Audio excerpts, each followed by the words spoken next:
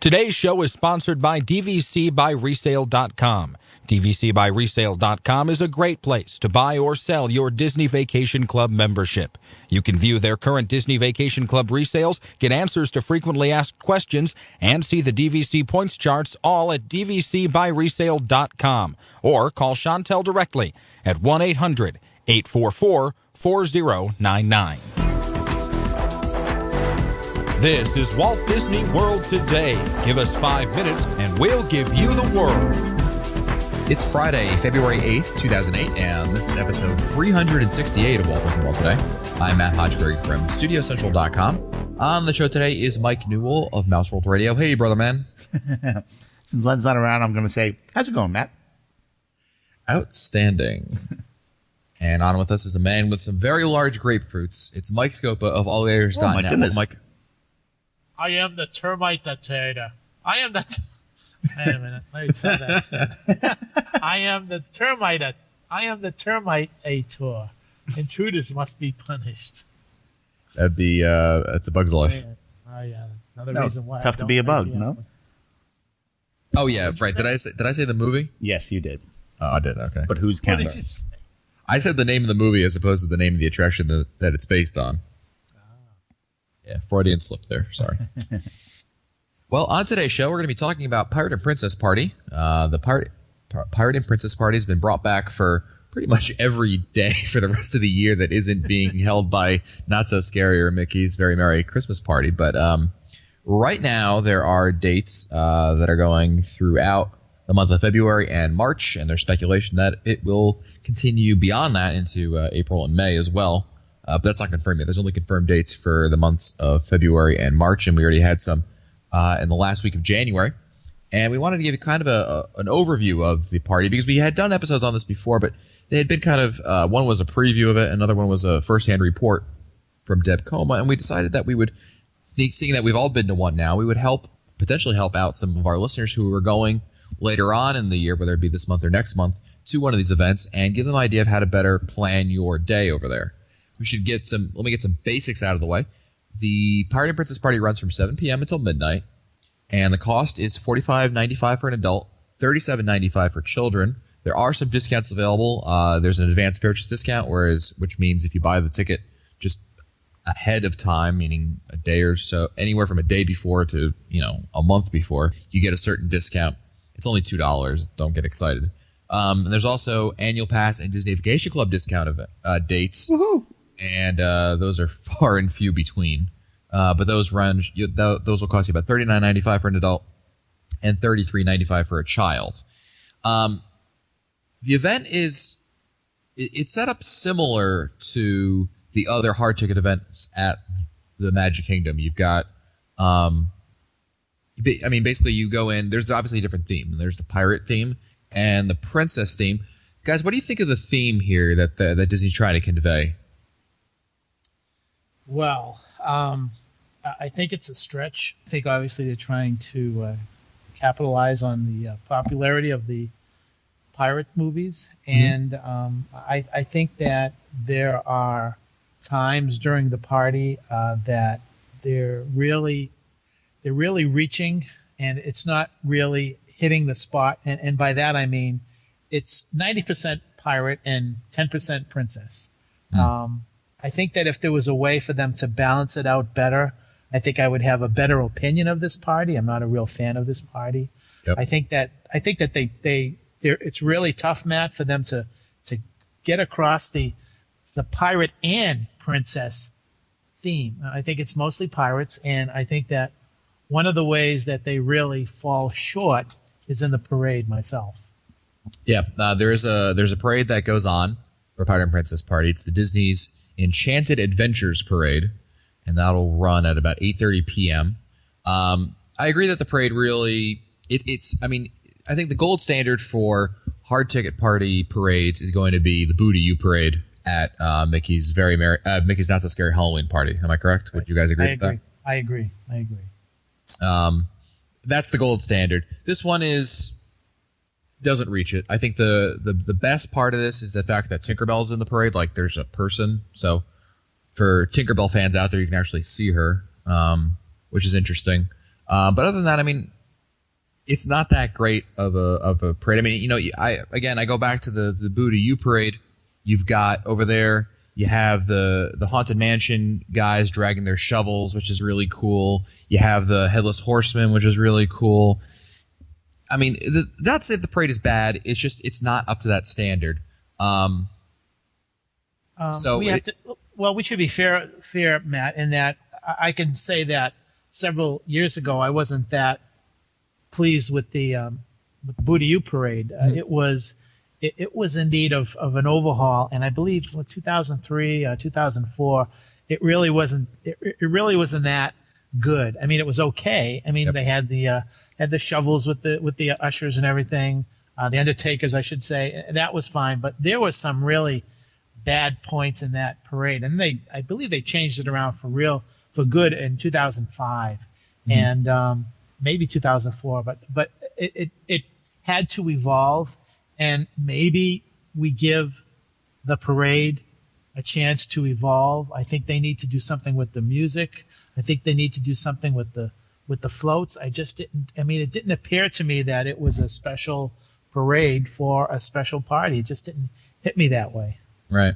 The parade, obviously, it's big for the kids. Kids love the parade. It's a nighttime parade, which makes it better. Obviously, it's a lot easier to watch the parade. Where have you guys watched the parade, and where's worked for you? I watch it from Frontierland.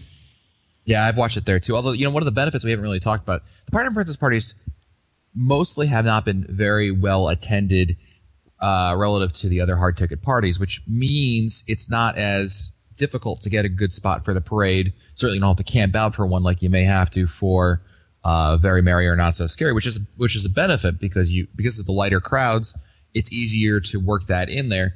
Frontierland's a great place to watch it. I'm trying to think of some other spots that you could watch it from. I also like, in addition to Frontierland, I also like in the hub in front of the castle. I think is a great place to watch. There's a lot of different places you can get a seat for over there, and that's always been a spot that I've liked it. Newell, where have you watched it from? Yeah, I'm a Frontierland fan myself. Yep. The parade starts at Frontierland, right? Yes. Okay, so there's the added benefit of seeing it over there that once it ends, it'll end first for you as opposed to seeing it back on Main Street, and we're talking 5-10 minutes really. So that can make a difference in terms of, you know, being able to get a head start, because what I like to do is go from the parade right into Adventureland to go meet Captain Jack, which is a major part of the Pirate and Princess party. It's probably, I think, the best part of the Pirate and Princess party is that ability to meet and greet Jack Sparrow, and it's always busy the entire night. Have you guys waited on the line to see Captain Jack? No, I haven't either.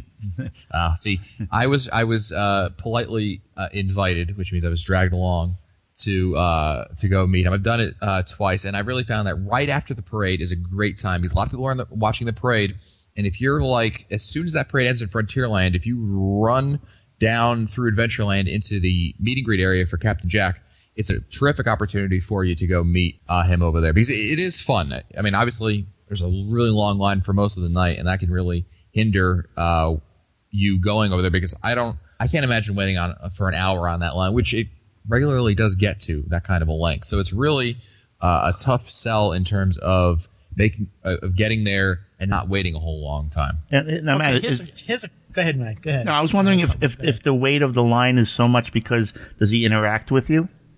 Yeah, he does. That's what makes it really cool. Okay. I mean, he'll go and he'll talk to you. It's not just like, you know, taking a picture. He talks, he interacts. There's a couple of them, and they have varying degrees of how well they pull off the character. I think they're all very good. There are some that are better than others, obviously. But it is very entertaining, especially if you try playing along with Captain Jack. I think it's one of the better characters to meet, certainly. Here's a question, and I feel like I'm channeling Len Testa here, but we're calling it Disney's Pirate and Princess Party, and you've got a chance to meet Jack Sparrow. So, where do I meet a princess? Where do I meet Belle? And don't say Belle's story with meet and greet. I mean, it should be a special. I know that I think we met her. I'm trying to remember if it was Pirate and Princess Party or if it was Mickey's Very Merry Christmas, Not So Scary Halloween Party. I keep on confusing the two. I know that I met Belle. Rather, I didn't meet Belle. My fiance dressed up as Belle, and we met her in this where Belle's story time is in Fantasyland. She wasn't doing the story shit. That was just where her meet and greet was. And we had done that. There are various princess meet and greets. They also have the Princess Jasmine's Royal Guard recruitment, which is mostly for kids. It's not, a meet and greet thing. And doesn't really do. I haven't heard anything about it, good or bad. I guess it's either passed over or I guess it's fine. I don't know. They have also Captain Jack's pirate tutorial, but that's, of course, you can do that at any point in the day at the Magic Kingdom. So I wouldn't necessarily be so obsessed as to try to work that into your schedule because, again, you can see that at any point in the Magic Kingdom during a regular part of the day. But it is available also. But I believe there are Mike, princess meet and greet availabilities in Fantasyland, among other places. But I'm trying to think of where else there is some meet and greet areas. Just rattle them off, Matt. Just rattle them off, because if they were there, you would have known. This does not sound original, but I would dub this party the $46 bead, because basically you get beads. One thing we should mention, like the Not So Scary, you can go around and they give you a booty bag when you enter the park. That's right. And you go through various points within the park, and they give you booty, and booty is in the shape of candy or beads. That's right, and we should talk about that. The candy you get is more. It really is candy, like as in not chocolate. Like there are some chocolate things in there, but it's more like like everlasting gobstoppers and Twizzlers and that kind of candy, as opposed to if you've ever been to Mickey's Not So Scary Halloween Party, where it's like 90% chocolate. It's that kind of stuff. So it's a little different. And I think with anything, whether it be chocolate or candy, after a little while you kind of get sick of it, and that's why you just put it in your bag and take it out the next day on your trip or something when you're craving it again. The beads, I agree. I don't see the benefit of the beads that I miss. I mean, I guess for girls it's nice, but it's got that whole Mardi Gras thing that doesn't really. I don't know. Is it just me? Am I the only one who gets that Mardi Gras feeling from them? No, I agree. I agree. And again, they're reaching to touch upon the princess part of this party. Yep. The princess gets beads. The pirate gets candy, or maybe it's the other way around. I don't know. But no, you're right. You've got it right. I think the chief benefit of going to Pirate and Princess Party is the fact that many, if not all, of the regular Magic Kingdom attractions are open during the party, which is a real boon to you, because it allows you to really ride many of the attractions in the Magic Kingdom with basically no wait. I mean, there might be a small wait in the beginning of the evening, but by 10, 11 o'clock, I mean, these rides are all walk-on, which is really fantastic. I mean, even the cast members talk about it. I know that I was speaking to a cast member in City Hall, and she was telling me about the party, and she said, I just love going to the party just to be able to ride my favorite rides over and over again, like, the high-demand rides, like, Space Mountain, Splash Mountain, Big Thunder. I mean, you can just ride those at will, really, because there's so few people in the parks. And I don't know. I don't think that was Disney's intention. I think it's kind of a byproduct of them having so many parties and the fact that they're not as well attended. So, it has that benefit to it, and it's something that certainly, if you're looking to have to work in some extra attractions, it can be an extra benefit for you, especially if you're going to be spending the entire evening there and you're not going to leave a little early. Well, Matt, I agree with you, because when Carol and I did the Pirate and Princess Party in August, one of the most amazing things was that we got to ride. We rode Pirates of the Caribbean 5 times, and we had no waits. And 4 of those 5 times, we had the boat to ourselves, and we had the front seat on the boat. So what does that say? Yeah, no, absolutely. I mean, to give you an idea, these items for these parties, I think Pirate and Princess parties average somewhere in the ballpark of about 10,000 guests maybe who get there. And these hard ticket parties are supposed to go up to about 20 some odd thousand. And so we're talking about a little less than around half of the capacity, its intended capacity, and even 25,000, let's say they sold out. That's nothing compared to a regular day at the Magic Kingdom. So when you're only at 10,000 people, give or take, and that's what most of these parties, the numbers I hear quoted by cast members often, that's the kind of thing where when you hear that, it's like, whoa, there's that makes it so much easier in order to get on all these attractions with really no wait because the park's really empty. Yeah, even in the summertime. Yeah. I've been to the party in February, and I've been to the party in August, and I've seen the same thing, really. I mean, slightly different numbers, but certainly it's the park really is yours, and that's kind of it's a side benefit, but I think it really is it can't be understated how empty the park is and how that can really make up a lot of time for you if you really want to work in a lot of attractions. The fireworks is really another interesting thing. This is, I think, the best part of the party. I really like I like the fireworks quite a bit. I think the pirates, there's a pirates and a princess portion of the fireworks, as you might imagine. I think the pirates is the best part. Would you agree with that, Scopa? I agree. I think that the fireworks may be the best of the three parties.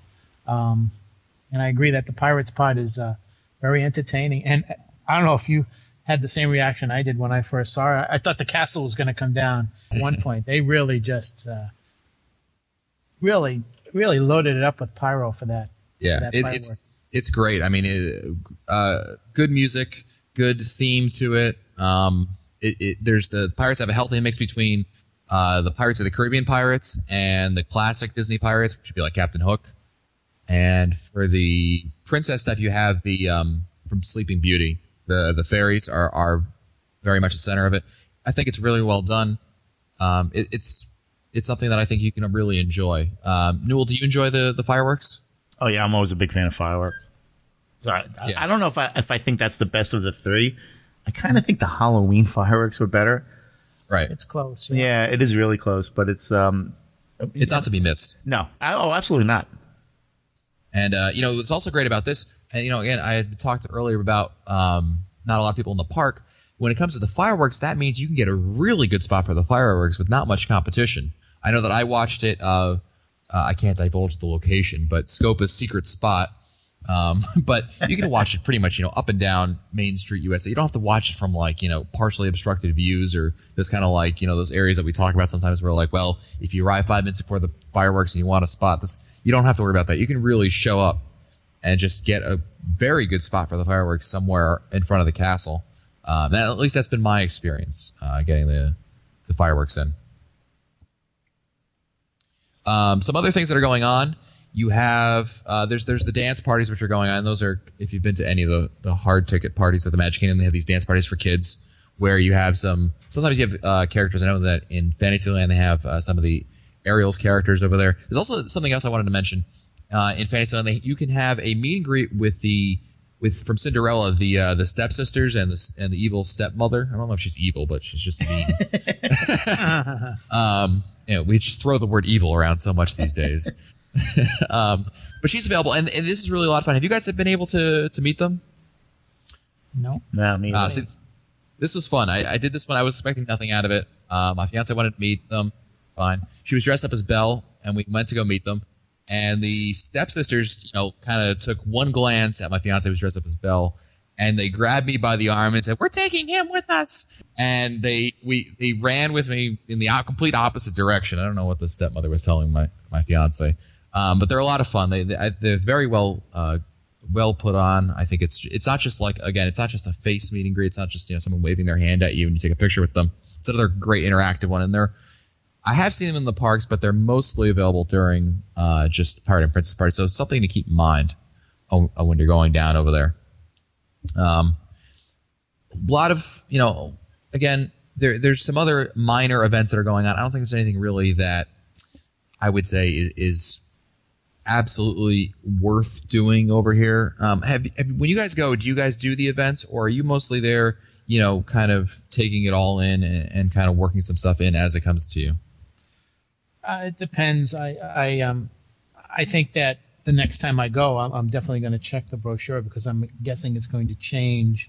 I'll try to take in all the events just to make sure I give it a good opportunity to give me everything that they've got planned, and so I can really give them a good evaluation. I try not to do the the attractions, Matt, because I have this like philosophy. If I'm going to pay X amount of dollars to go into the park, then I want to get my money's worth of the entertainment and the special things. I don't want to pay an extra amount of money for, riding Pirates. But of course, if I can get in, some extra rides and here and there, as well as see the entertainment, sure. But I try to make every single bit of entertainment and special thing that they're offering, just so that I can really give them a good evaluation as to whether or not I think the party's worth it or not.